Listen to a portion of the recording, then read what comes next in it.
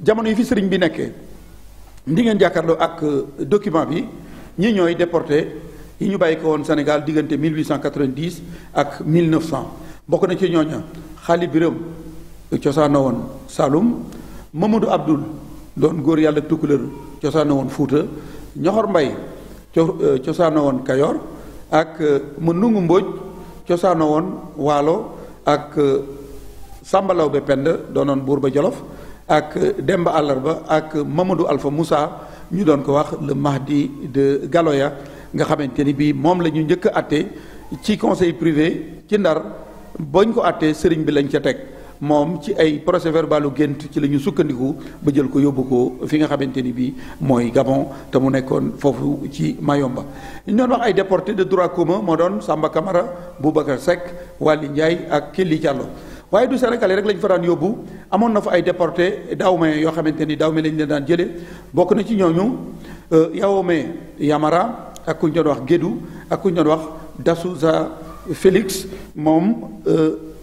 ñoom ay Dahomey lañ yoo xamante ni dañ leen a déporté woon yóbbu leen foofu. amoon na fa ay Guinéen mu doonoon Almami Samori Touré le roi du Wassoulou ak ku ñu doon wax Saratieri Mori ak ñeenti soxnay Almami Samori ak 7 domestique am muy ay surgaam ak ay mbindaanam ñu ko daan liggéeyal. amoon na fa itam koo xamante ni moom nit ku jaune la woon xamuñu woon chinois la woon xamuñu woon ab japonais la. ñi nga xam ne ñoo doon déporté yi bàyyi ko woon Côte d'Ivoire itam moo doon ku ñu daan wax Dekou ak ku ñu daan wax Diomati ak ku ñu daan wax Alade ak Suusu Kondelto ak ku ñu daan wax Samogelo Antonio. benn naar boo xamante ni bii déporté mauritanien la woon ñu doon ko wax Sidi Mokhtar mu doonoon naarub Trarza. Sénégalais yi nga xamante ni ñoo fa nekkoon doon ay liggéeykat wala ay commerçant ci jamono yooyu itam moo doon Lamine Diop doonoon traitant ci Libreville 1901 Mamadou Sy Sara Diouf doonoon maçon Lamine Diaw mi nga xamante ni moo remplacé woon Sidi Mabo mi ma leen doon wax ci phare boobu nekkoon Cap Lopez ci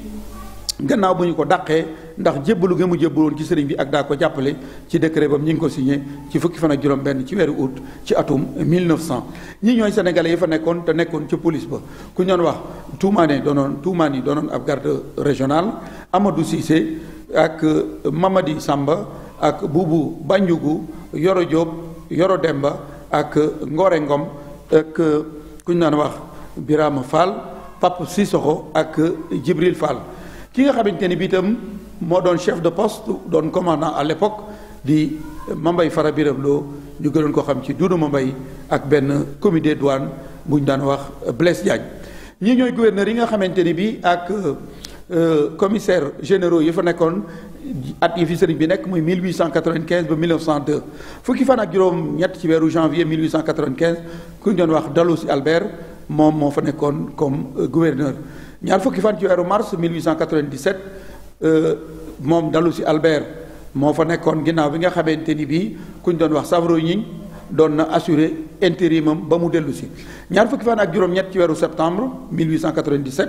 Félix Lamotte mi nga xamante ni doonoon na gouverneur fii ci Sénégal te nekkoon Ndar moo fa nekkoon. ñaar fukki fan ci weeru août 1898 Dalhousie Albert moo dellu siwaat ngir assuré intérimu Lamotte. ñaari fan ci weeru décembre ki nga xamante ni bii bi ñuy jëlee sëñ bi Mbacke Bari moo doon le directeur des affaires politiques di Merlin Henri Martial mi nga xamante ni bii moo rédigé woon procès verbal au conseil privé bu 5 septembre moo fa nekkoon. fukki fan ak juróom-ñett ci weeru septembre 1900 ku ñuy wax Grodé Albert moo doonoon gouverneur ci at ma fa sëriñ bi jógee nag ku ñuy wax Émile Gentil moo doon gouverneur ci atum 1902.